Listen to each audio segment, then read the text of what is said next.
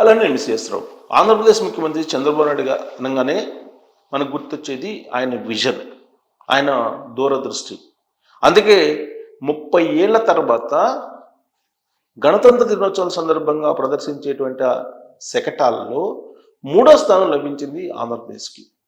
సాధారణంగా ప్రతి సంవత్సరం కూడా జనవరి 26 గణతంత్ర దినోత్సవాలు జరుగుతూ ఉంటాయి.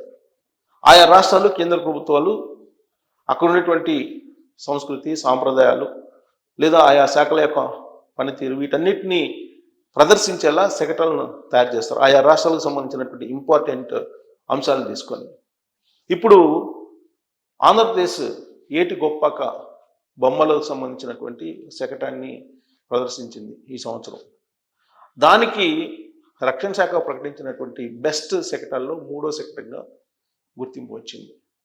దీనికి కారణం ఆంధ్రప్రదేశ్ ముఖ్యమంత్రి చంద్రబాబు నాయుడు గారి నాయకత్వంలో అధికార యంత్రాంగం ఏ విధంగా పనిచేస్తుంది. ఆయన ఒక విజనరీ కాబట్టి విజన్ను ఏ విధంగా యంత్రాంగం ఆవిష్కరిస్తుంది అనే దానికి ఒక నిదర్శనంగా మనం తీసుకోవచ్చు. ఆయన 40 ఏళ్లకు పైగా రాజకీయపరమైన అనుభవం ఉంది. 4వసారి ముఖ్యమంత్రి అయ్యారు చంద్రబాబు నాయుడు గారు ఆంధ్రప్రదేశ్కి.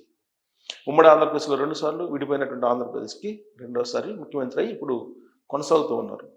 ఆయన విజన్ దేశవ్యాప్తంగా తెలుసు. ప్రపంచవ్యాప్తంగా ఉండేటువంటి తెలుగు సమాజానికి బాగా గుర్తుండిపోయేటువంటి విజన్ 2020 చంద్రబాబు నాయుడు. ఇప్పుడు విజన్ 2047 అనేది తయారు చేసి విడిపోయినటువంటి ఆంధ్రప్రదేశ్ని స్వర్ణాంధ్రగా మార్చడానికి ఆయన ప్రయత్నం చేస్తున్నారు. దాంట్లో భాగంగా ఆయన P4 ఫార్ములా అనేదాన్ని ఎంపిక చేసుకున్నారు. అలాగే పాలసీలు కూడా ఆయా డిపార్ట్మెంట్కి సంబంధించిన పాలసీలను కూడా 20 పాలసీలని ఆయన విడుదల చేశారు. ఈజ్ ఆఫ్ డూయింగ్ బిజినెస్ నుంచి స్పీడ్ ఆఫ్ డూయింగ్ బిజినెస్గా మార్చేశారు. ఇవన్నీ కూడా గత 7 నెలలు, 6 నెలలు పూర్తి 7వ నెలలు వచ్చింది. గత 7 నెలల నుంచి ఆంధ్రప్రదేశ్ సాధించినటువంటి ఒక విజన్ లేదంటే ఒక విజయంగా చెప్పుకుంటూ ఉన్నారు. ఇలాంటి పరిస్థితుల్లో తాజాగా కేంద్ర ప్రభుత్వం, కేంద్ర రక్షణ శాఖ ప్రకటించినటువంటి ఒక అనౌన్స్మెంట్ ఆంధ్రప్రదేశ్కి ఒక పెద్ద బూస్టప్ అనుకోవాలి.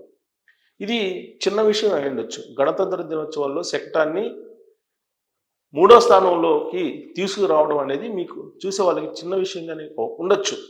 కానీ భారతదేశ వ్యాప్తంగా రాష్ట్రాలు, కేంద్రపాలిత ప్రాంతాలు ప్రదర్శించినటువంటి శకటాల్లో ఆంధ్రప్రదేశ్ 3వ స్థానంలో ఉంది అని అంటే ఏ విధంగా చంద్రబాబు నాయుడు గారు అధికార యంత్రాంగాన్ని డ్రైవ్ చేస్తున్నారు, ఏ విధంగా ప్రోగ్రెసివ్ మైండ్ తోటి ఆయన తీసుకెళ్తున్నారు అనే దానికి ఈ ఎంపిక ఒక నిదర్శనం. రక్షణ శాఖ ప్రకటించినటువంటి సెక్టార్లో ఫస్ట్ ప్లేస్ ఉత్తరప్రదేశ్ ఉంటే 2 త్రిపురాది ఉంది, 3 ఆంధ్రప్రదేశ్ ఉంది. అంటే రాష్ట్రాలు, అన్ని రాష్ట్రాల కంటే కూడా ఎంత మెరుగ్గా అధికార యంత్రాంగం ఆలోచిస్తుంది అనేదానికి నిదర్శనం. చిత్తశుద్ధి ఎంత ఉంది రాష్ట్రానికి పేరు తీసుకురావడానికి, రాష్ట్రం వైపు అందరూ చూసేలాగా, రాష్ట్రం వైపు పెట్టుబడిదారులను ఆకర్షించేలాగా చంద్రబాబు నాయుడు గారు ప్రయత్నిస్తున్నటువంటి ప్రస్తుత తరుణంలో గణతంత్ర దినోత్సవాల్లో ఆంధ్రప్రదేశ్ శకటానికి 3వ ప్లేస్ రావడం అనేది ఖచ్చితంగా ఎంతో కొంత ఉపయోగపడేటువంటి అంశమే. భారతదేశ వ్యాప్తంగా కూడా ఈ శకటం గురించి మాట్లాడుకుంటూ ఉన్నారు. భారతదేశ వ్యాప్తంగా ఇప్పుడు ఆంధ్రప్రదేశ్ని గురించి మాట్లాడుకోవడానికి కారణం ఏంటంటే గణతంత్ర దినోత్సవాలు అన్ని శకటాలు, అన్ని రాష్ట్రాలకు సంబంధించిన శకటాలు ప్రదర్శించినప్పుడు దీన్ని కూడా ప్రదర్శించారు. ఆంధ్రప్రదేశ్ని ఒక ప్రత్యేకమైనటువంటి శకటంగా దీన్ని గుర్తించారు. మరి 30 ఏళ్ల నుంచి అనేక మంది సీఎంలు మారారు. మరి ఎందుకు గుర్తించలేదు, ఇప్పుడే ఎందుకు గుర్తించారు అంటే ఖచ్చితంగా ఒక చిత్తశుద్ధి అయితే ఆంధ్రప్రదేశ్ యంత్రాంగంలో కనిపిస్తుంది. మిగతా రాష్ట్రాల యంత్రాంగం యొక్క విజన్ కానీ వాళ్ళ ఆలోచన కానీ వాటిని కనుక కంపేర్ చేస్తే అని చెప్పి మనం అనుకోవచ్చు. కేవలం శకటానికి ఏదో 3వ స్థానం వచ్చిందని చెప్పి లైట్గా తీసుకోవాల్సిన అవసరం లేదు. దాని యొక్క స్ఫూర్తిని తీసుకోవాలి మనం. ఆ స్ఫూర్తితోటి తయారు చేసినటువంటి శకటం కాబట్టే దానికి 3వ స్థానం వచ్చింది. ఆషామాషగా తయారు చేస్తే శకటాలు రావు. మరి 30 ఏళ్ల నుంచి అనేక శకటాలను పంపిస్తున్నారు గణతంత్ర దినోత్సవాలకి. మరి ఎందుకు గుర్తింపు రాలేదు, ప్రత్యేకమైన గుర్తింపు? ఈసారి ఎందుకు వచ్చిందంటే డెఫినెట్గా ఒక ఛాలెంజ్గా పనిచేస్తున్నారు ఆంధ్రప్రదేశ్ అభివృద్ధి కోసం. భవిష్యత్ తరాలకు ఆంధ్రప్రదేశ్ని స్వర్ణాంధ్ర ప్రదేశ్గా తయారు చేసి ఇవ్వడానికి చంద్రబాబు నాయుడు గారు చేస్తున్నటువంటి కృషిలో ఇప్పుడు యంత్రాంగం కూడా తలములకలు అయ్యింది అని చెప్పి చెప్పడానికి ఈ శకటం ఎంపిక ఒక ఉదాహరణగా తీసుకోవచ్చు. అయితే ఆంధ్రప్రదేశ్లో 3వ స్థానం వచ్చింది. తొలి స్థానాల్లో ఉత్తరప్రదేశ్ తిరుగుతూ ఉంటే ఏపీ ప్రదర్శించినటువంటి ఏటి గొప్పాక బొమ్మల శకటం, ఏటి గొప్పాక బొమ్మల శకటం ఎంపిక కావడం అనేది ఇప్పుడు అంతర్జాతీయ మీడియాలో, జాతీయ మీడియాలో ఒక పెద్ద న్యూస్గా తయారైంది. అది ఒక ప్రమోషన్, అది ఒక బ్రాండ్. చంద్రబాబు నాయుడు గారు అనగానే ఒక బ్రాండ్. ఇప్పుడు ఆంధ్రప్రదేశ్కి చంద్రబాబు నాయుడు గారు ముఖ్యమంత్రి అంటే ప్రపంచ దేశాల్లో ఉండేటువంటి అనేక కంపెనీల సీఈఓలు మాట్లాడుకున్నటువంటి పరిస్థితి. దావోస్లో కూడా అదే జరిగింది.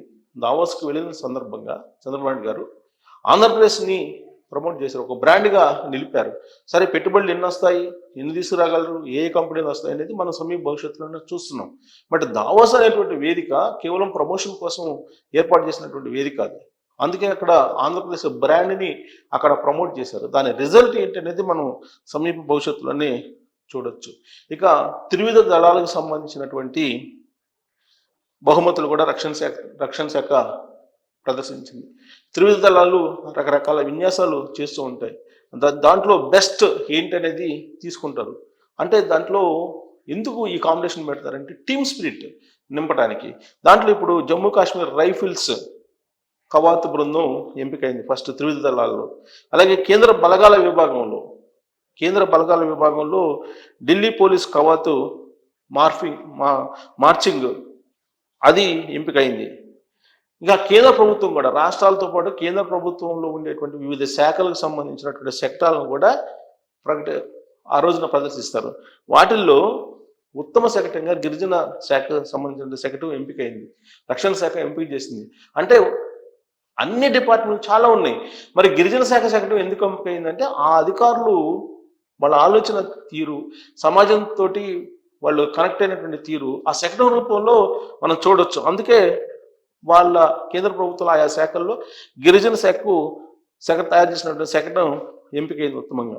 ఇక జయ మహాభారత్ ప్రదర్శించినటువంటి కళాకారులతో పాటు ఈ ప్రజాపనుల విభాగం శకటం కూడా ప్రత్యేక బహుమతిని అందుకుంది. ఇక రక్షణ శాఖ కాకుండా మైగావ్ పోర్టల్ ద్వారా ప్రజలు ఎంపిక చేస్తారు. చూసినటువంటి వాళ్ళు ఆ రోజు చూస్తారు టీవీల్లో కానీ, లేదంటే అక్కడికి వెళ్ళి ఆ ప్రదర్శన చూసే వాళ్ళు కూడా కొన్ని లక్షల మంది ఉంటారు. వాళ్ళందరూ మైగావ్ పోర్టల్ ద్వారా ఓటింగ్లో పాల్గొన్నారు. వాళ్ళు ఎంపిక చేసినటువంటి శకటాలు, అలాగే త్రివిధ దళాలకు సంబంధించినటువంటి చూస్తే కనుక త్రివిధ దళాల నుంచి ఆర్మీ సిగ్నల్స్ బృందానికి వాళ్ళు ఫస్ట్ ప్లేస్ ఇచ్చారు. అలాగే పారామిలిటరీ విభాగాల నుంచి సిఆర్పిఎఫ్కి కవాతుకి ఉత్తమ ప్రతిభ కింద మైగావ్ రక్షణ శాఖ ఎంపిక చేసింది. ఇక శకటాల్లో మనకు మైగావ్లో గుజరాత్ శకటం ఎంపికైంది. అలాగే రెండో స్థానంలో ఉత్తరప్రదేశ్, ఉత్తరాఖండ్. అంటే ఇక్కడ మైగావ్లో ప్రజలు ఎంపిక చేసుకున్నటువంటి శకటాలు ఇవి. అలాగే కేంద్ర ప్రభుత్వ విభాగాల్లో మహిళా శిశు సంక్షేమ శాఖ, రక్షణ శాఖ ఎంపికలోనేమో గిరిజన శాఖ వచ్చింది. ఇక్కడ ప్రజలు మైగావ్ పోర్టల్ ద్వారా ఎంపిక చేసుకునేమో మహిళా శిశు సంక్షేమ శాఖ వచ్చింది. సో ఇక్కడ ఈ మైగావ్ పోర్టల్లో మనకి అంటే ఆంధ్రప్రదేశ్కి ప్రత్యేకించి రాలేదు కానీ, బట్ మైగావ్ పోర్టల్లో గుజరాత్ నిలిచింది, ఉత్తరప్రదేశ్, ఉత్తరాఖండ్.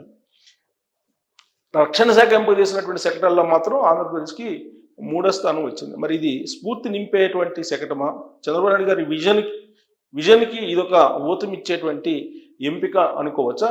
చంద్రబాబు నాయుడు గారి విజన్ అనేది అర్థం చేసుకొని యంత్రాంగం సాధించినటువంటి విజయంగా మనం భావించాలనే దాని మీద కామెంట్ రూపంలో మీ అభిప్రాయం తెలియజేయచ్చు. Thank you very much.